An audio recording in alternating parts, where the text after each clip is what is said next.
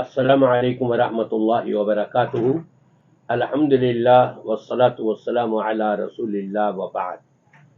سامعین کرام، آج آپ کے سامنے میں مسلک دیوبندیت کے ایک ایسے عالم کو پیش کر رہا ہوں کہ جن سے آپ بخوبی واقف ہوں گے۔ انہوں نے کیا کہا اور نبی پاک صلی اللہ علیہ وسلم کا کیا فرمان ہے، اور اسی طرح سے ان کے مسلک ہی کے مولانا مفتی شفیع صاحب رحمت اللہ علیہ، انہوں نے اپنی تفسیر معارف القرآن کی پہلی جلد میں کیا فرمایا، میں آپ کے سامنے پیش کر رہا ہوں۔ فیصلہ آپ کا ہوگا کہ کیا حق ہے اور کیا ناحق ہے۔ میری دعا ہے کہ اللہ تعالی ہم سب کو حق کو پہچاننے کی توفیق عطا فرمائے۔ دیکھیں مفتی طارق مسعود صاحب کیا فرماتے ہیں، ذرا ان کو سن لیجئے، پھر میں آگے چلتا ہوں۔ آپ نے سنا کہ مفتی صاحب کا خلاصہ کلام یہ ہے، اگر کوئی عورت از خود بغیر ولی کے، اپنے باپ کی اجازت کے بغیر یا اس کا جو بھی سربراہ ہے اس کی اجازت کے بغیر از خود اپنا نکاح کروا لیتی ہے تو وہ جائز اور درست ہے، اور ہونا تو یہ چاہیے تھا کہ ان کے حنفی مسلک کے اندر یہ ہے کہ بغیر ولی کے نکاح ہو جاتا ہے، اس میں ترمیم کرتے اور قرآن اور سنت کے مطابق بنانے کی کوشش کرتے کہ جائے کہ یہ قرآن کی آیت میں تعویلات کر کے اور بعض حدیثوں کا ذکر نہ کر کے، صرف یہ کہہ کر کے ایک روایت ہے، اس ایک روایت کو لے کر کے یہ کیسے ہم فیصلہ کر سکتے ہیں، جبکہ میں آپ کے سامنے کم از کم 3 روایتیں تو ابھی آپ کو پیش کر دیتا ہوں۔ آپ سنیے ذرا۔ نبی پاک صلی اللہ علیہ وسلم کا ارشاد اور فرمان ہے، لا نکاح الا بولی۔ جامع ترمذی کی روایت ہے یہ، اور بالکل صحیح روایت ہے۔ صحیح سنن ترمذی للالبانی الجزء الاول رقم الحدیث 879۔ آپ فرماتے ہیں ولی کی اجازت کے بغیر نکاح نہیں ہوتا۔ دوسری حدیث آپ سن لیجئے۔ حضرت عبداللہ ابن عباس رضی اللہ تعالی عنہما روایت کرتے ہیں کہ نبی پاک صلی اللہ علیہ وسلم نے ارشاد فرمایا، لا نکاح الا باذن ولی مرشد۔ ولی کی اجازت کے بغیر نکاح نہیں ہے۔ طبرانی کی یہ روایت ہے، ارواء الغلیل میں بھی آپ کو یہ مل جائے گی، 6 جلد اور صفحہ نمبر 239۔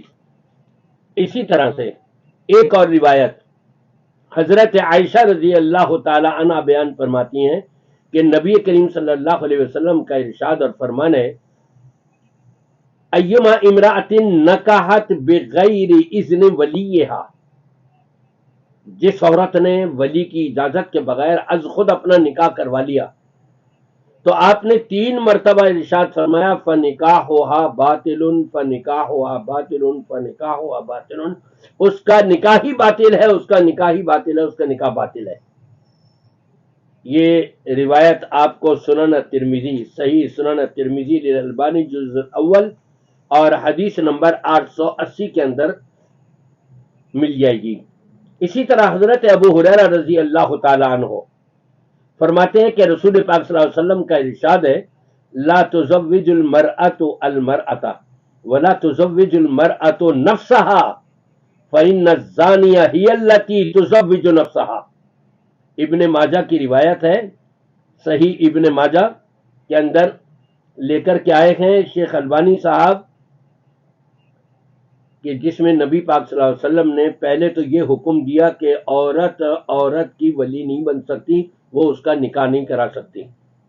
دوسرا آپ نے یہ فرمایا، کوئی عورت از خود نکاح نہ کرے، اپنا نکاح نہ کروائے از خود، اس لیے کہ جو عورت بھی از خود اپنا نکاح کرواتی ہے یعنی بغیر ولی کے، تو وہ زانیہ ہے۔ کتنے سخت الفاظ نبی پاک صلی اللہ علیہ وسلم نے ارشاد فرمائے، اور مفتی طارق مسعود صاحب قرآن پاک کی آیت کو لے کر کے ساری حدیثوں کو کنڈم کر رہے ہیں اور تعویلات کر رہے ہیں کس انداز سے، ذرا آپ وہ بھی سن لیجئے۔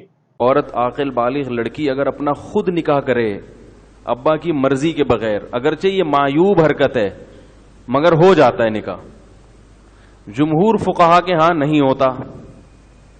اب اس بارے میں صحیح حدیث موجود ہے، لا نکاح الا بولی، ولی کے بغیر نکاح نہیں ہوتا۔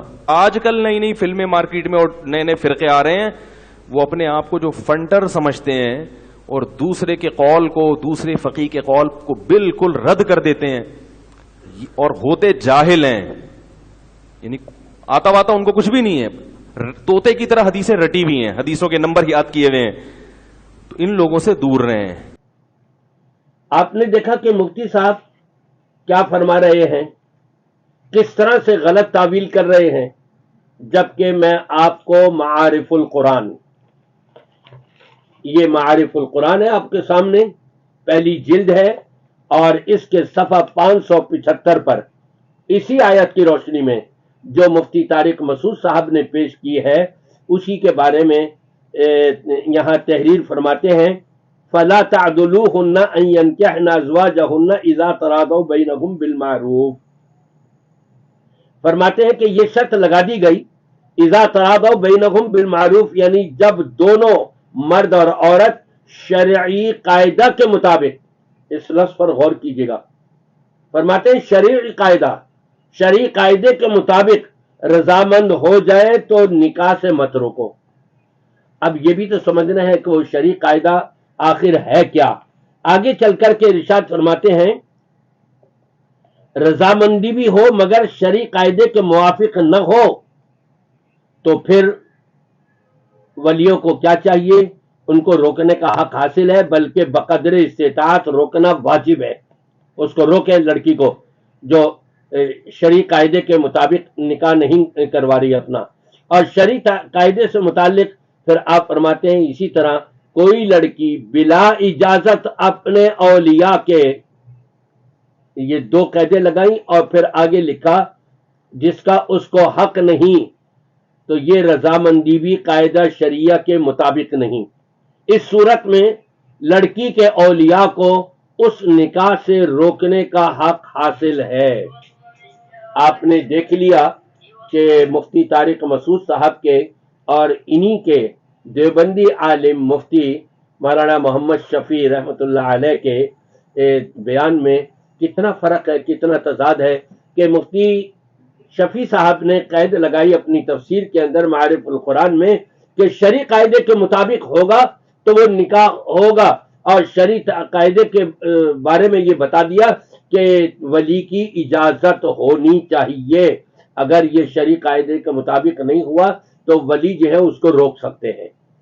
میں تو یہی دعا کروں گا کہ اللہ تبارک و تعالی مفتی طارق مسعود صاحب کو بھی یہ کھینچا تانی کرنے اور پھر یہ کہنا ان کا کہ یہ سب جاہل ہیں، یہ حدیثیں اور نمبروں کے ساتھ کوٹ کرتے ہیں، جاہل ہے، ان کو کیا پتا، اور یہ وہ نہیں۔ مفتی صاحب کو ایسے الفاظ استعمال نہیں کرنے چاہیے۔ اس کا مطلب یہ ہوا کہ سب سے زیادہ کوٹ تو ہمارے ڈاکٹر ذاکر نائک صاحب بھی کرتے ہیں، ان کو بھی آپ نے جاہل کہہ دیا۔ اسی طرح سے اور دیگر علماء کرام حدیثوں کے نمبر کوٹ کرتے ہیں، آیتوں کے نمبر کوٹ کرتے ہیں، آپ کے یہ کہنے پر کہ جی وہ حدیث پڑھی ایک اور کوٹ کر دیا نمبر، اور وہ یہ سب جاہل ہیں، غلط ہے۔ ایسے الفاظ مفتیوں کو استعمال نہیں کرنے چاہیے۔ آپ کا جو مقام ہے اس مقام کو ذرا پہچانے اچھی طرح سے، اس کو جانچے کہ آپ کو اللہ نے کیا مقام دیا ہے، وہاں اس مقام پر بیٹھ کر کے قرآن اور سنت کے مطابق جو حق بات ہے وہ آپ اپنی زبان سے نکالیں، اور اس سے ہٹ کر کے یہ فقہ حنفیہ کا چورن بیچنا چھوڑ دیں۔